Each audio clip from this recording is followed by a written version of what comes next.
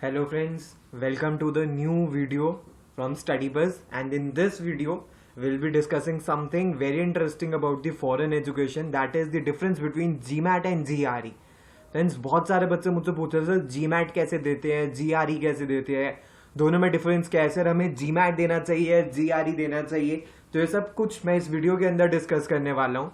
So after this video you will be like very much clear कि क्या होता है GMAT और क्या होता है GRE। So my name is अनुभव गुप्ता। Let's start. फ्रेंड्स, इससे पहले हम स्टार्ट करें मैं आपको बता दूं कि यार ये हमारा इंस्टाग्राम हैंडल है, ठीक है। इस पे डेली बेसिस पे current affairs, GK, new words, ठीक है, अदर एग्जाम्स की अपडेट्स पोस्ट होती रहती है। सो प्लीज अभी 1 मिनट लगा के इसको फॉलो कर लो इंस्टाग्राम पेज को, क्योंकि ये आपको बहुत ज्यादा रेलेवेंट इन्फॉर्मेशन देगा। जो भी इंपॉर्टेंट इन्फॉर्मेशन है आपके एग्जाम्स को रिलेटेड और सब कुछ वो आपको हमारे इंस्टाग्राम पेज पे मिल जाएंगी। उसके बाद फ्रेंड्स मैं आपको बता दूं कि हमारा माइलस्टोन बैच है वो 15 फरवरी से स्टार्ट होगा, ठीक है। इसकी TTS में क्लासेस होंगी नाइट में 9 to 11, ठीक है, और स्पेशल वर्कशॉप्स होंगी नवंबर और अक्टूबर नवंबर में। उसके बाद डेली असाइनमेंट्स आपको मिलती है और ये हम टिपिकली फोकस करेंगे IFT, ZAT, NMAT, SNAP, CMAT, also CAT, ठीक है। उसके बाद GDPI और VAT का सपोर्ट मिलेगा, सारा एक्शन प्लान मिलेगा आपको 300 डेज का, और इसकी जो टोटल फीस है that is 25,000 rupees including everything, including GST और सारा डिजिटल स्टडी मटेरियल इसके अंदर हम आपको प्रोवाइड करेंगे। और जो क्लासेस लेंगे वो सौरभ सर लेंगे और मैं लूंगा, ठीक है। हमारी ऑलरेडी बहुत सारी वीडियोस स्टडीबज़ के चैनल पे, अगर आपको कोई भी डाउट है तो आप हमारी वो वीडियोस को चेक कर सकते हो। अगर आपको डेमो चाहिए तो जो सारी वीडियोस बनाई है वो सौरभ सर ने और मैंने ही बनाई है। उसके बाद फ्रेंड्स अब सबसे पहले देख लेते हैं GRE और GMAT है क्या बेसिकली, ठीक है। फ्रेंड्स जो GRE है ना, ठीक है, वो लिखते हैं अप्रोक्सीमेटली जो अपियर होते हैं बच्चे वो 5 to 6 लाख स्टूडेंट्स हर साल GRE का पेपर देते हैं, और जो GMAT का पेपर देते हैं वो पहले तो 2-3 लाख थे, अब ये भी बढ़ गए हैं, तो ये भी 3+ लाख बच्चे हर साल GMAT का पेपर देते हैं, ठीक है। अब फ्रेंड्स ये देखते हैं कि सबसे पहले फ्रेंड्स जो एक कॉमन मिथ है, ठीक है, मिथ है GRE को लेके कि GRE सिर्फ और सिर्फ इंजीनियर्स देते हैं या जो बीटेक वाले बच्चे हैं वो देते हैं, ठीक है।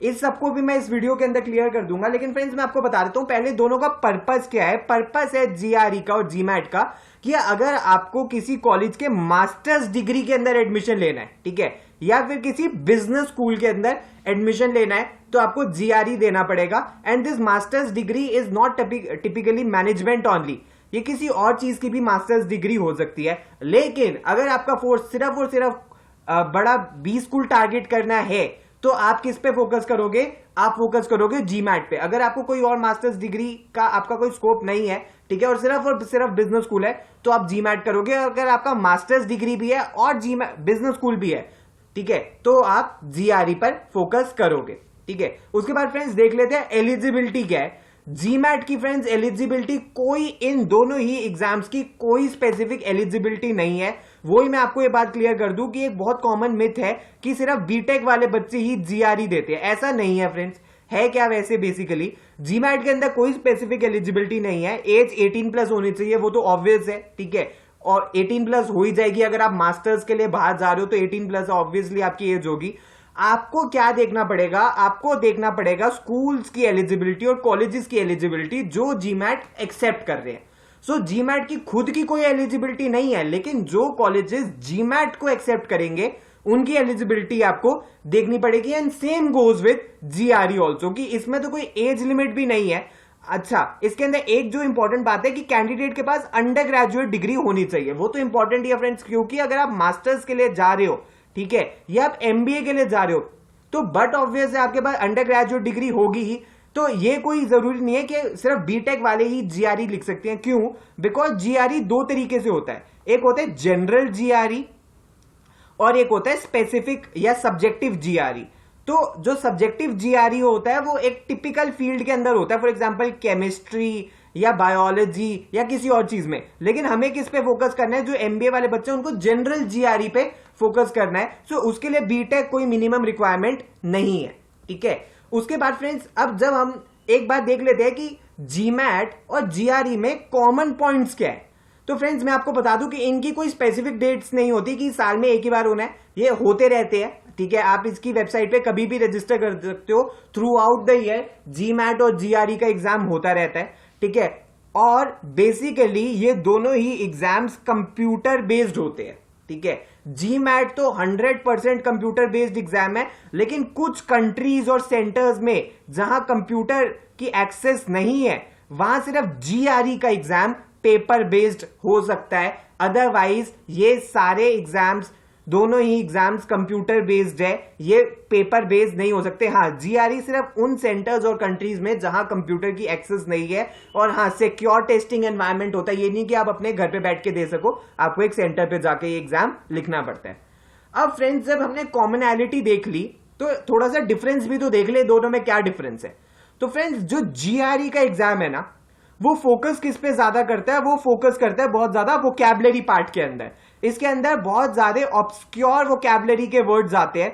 तो जिस बच्चे को जीआरई का पेपर, जनरल जीआरई का पेपर देना है ना, he should be very much thorough with this vocabulary section. तो वोकैबुलरी सेक्शन क्लियर करना थोड़ा सा यहाँ पे एक चैलेंज होता है। और जीमैट के अंदर एम्फेसिस दिया जाता है ग्रामर के ऊपर या लैंग्वेज स्किल्स जिसे हम कह सकते हैं, उसके ऊपर ज्यादा फोकस करा जाता है। उसके बाद जो अगला सेक्शन होता है फ्रेंड्स वो है मैथ्स। तो ऐसा कहा जाता है, कुछ एक्सपर्ट्स का ये ओपिनियन है कि जीआरई का मैथ्स जीमैट के कंपैरिजन के अंदर इजियर होता है, ठीक है।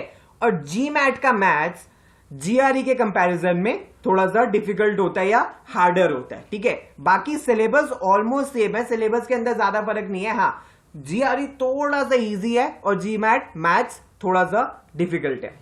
उसके बाद फ्रेंड्स जो ये ओल्ड पैटर्न होता था पहले, ठीक है, कुछ साल पहले तक, कुछ 2-3 इयर्स पहले तक ये पैटर्न रहता था जीमैट और जीआरई का। ये जीआरई का पैटर्न है, ये जीमैट का। लेकिन अब इसके अंदर कुछ कुछ चेंजेस हो गए हैं। और चेंजेस होके क्या हुए हैं, चेंजेस होके हुए हैं ये।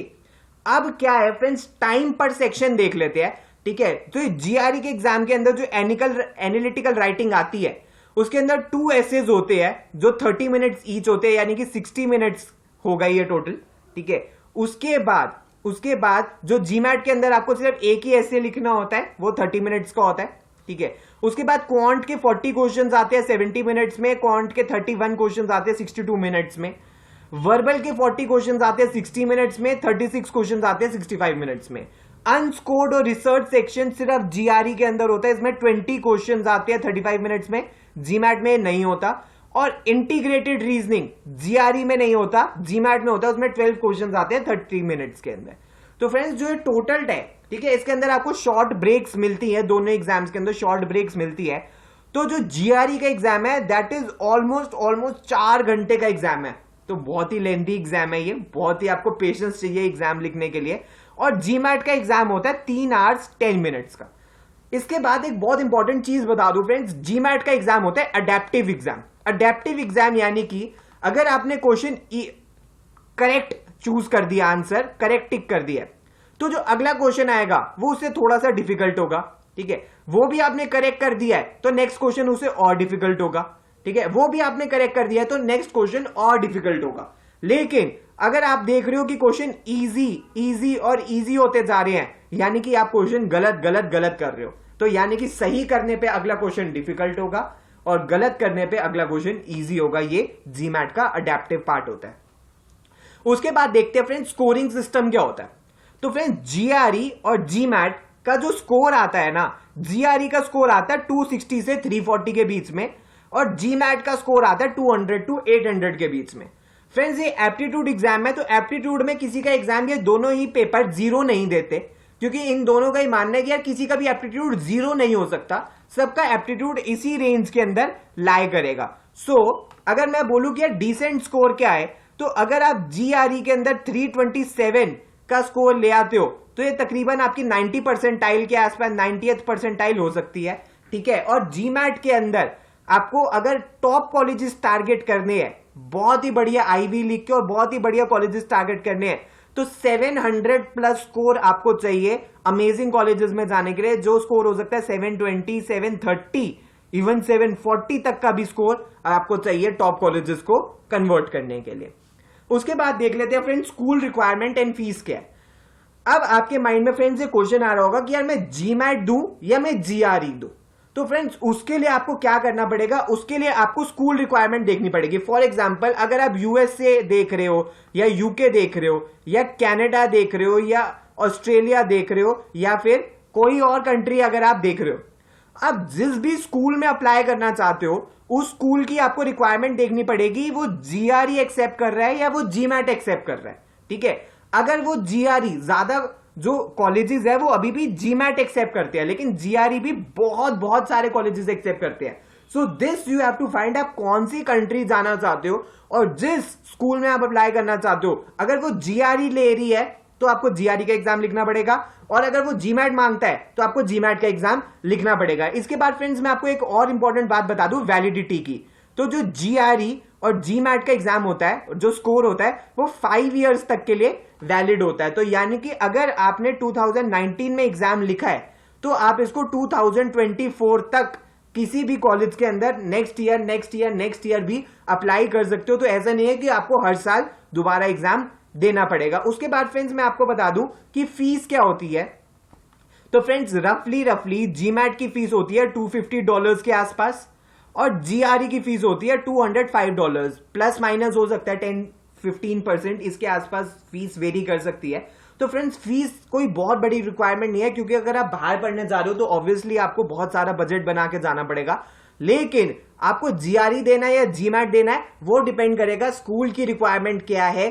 जिस स्कूल जो एग्जाम को एक्सेप्ट करता है आपको उसी एग्जाम के लिए अपीयर होना पड़ेगा। तो फ्रेंड्स ये सब कुछ था जीआरई और जीमैट के बारे में। अगर आपको ये वीडियो पसंद आई है तो प्लीज, ये इंस्टाग्राम हैंडल है, इस पर डायरेक्टली मैं मॉनिटर करता हूं, तो इसको प्लीज फॉलो कर लेना यार। ठीक है, उसके बाद ये हमारी ईमेल आईडी है, इसको भी डायरेक्टली मैं मॉनिटर करता हूं। अगर आपको कोई डाउट है तो आप मुझे डायरेक्टली मेल कर सकते हो और विद इन 24 आवर्स मैं कोशिश करूंगा आपको मैं रिप्लाई कर दूं। इसके अलावा अगर आप माइलस्टोन बैच में एनरोल करना चाहते हो तो ये हमारा व्हाट्सएप नंबर है, इसके ऊपर आप कॉन्टैक्ट कर सकते हो and Saurabh sir will send you the details. अगर कोई और भी डाउट है तो भी आप व्हाट्सएप पे कर सकते हो। तो thanks a lot friends and all the best.